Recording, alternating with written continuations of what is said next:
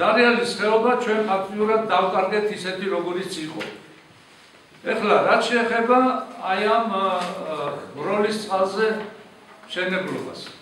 მშენებლობა აი ამ ბროლის წყალზე ის რაც ჩანს ხიდიდან ესაც უნიკალური მთის მდინარეა, რომელიც ასე ახლოდან შეიძლება ნახო როგორი აკაფებული ჩანჩქერები მოდის და ხალხო სილამაზეს და თქვათ მომხიბლელობას, ბუნების კანონებს არ უნდა შევეხოთ ისე რომ დავარღვიოთ და ადამიანებს წავართვათ აი ამ სილამაზის ნახვის საშუალება. ბროლის წყალი მეწოდება რომ უნდა ჩადგეს ასე ვთქვათ სამსახურში ადამიანების და დაკარგოს თავისი სახე.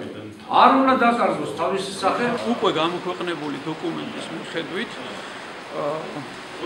ჩვენ გვჩება შთაბეჭდილება, რომ დოკუმენტი არ არის იმ დონეზე მომზადებული, რომ ცხადი პასუხი გაგვცეს ერთჯერად და ცალსახა პასუხი მივიღოთ, რომ არ მოხდება ბიოლოგიური მრავალფეროვნების შეუქცევადი დეგრადაცია.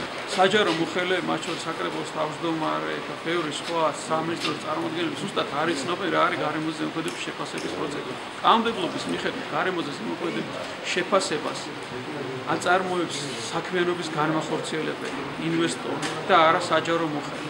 ამ ეტაპზე ჩემის აზრით არ იყოს სწორი ასეთი ტიპის უკვე მიღებული გადაწყვეტილების გამოცხადება, მანამდე სანამ გადაწყვეტილების მიღების პროცესი არც დაწყებული. საკრებულოს თავმჯდომარე ოფიციალური დოკუმენტები არ შესულა მასთან და ზეპირად აცხადებს უკვე თავის მიმართებას, რაც არ არის სწორი და შეიძლება ჩაითვალოს ზემოქმედებად საზოგადოებრივ აზრს.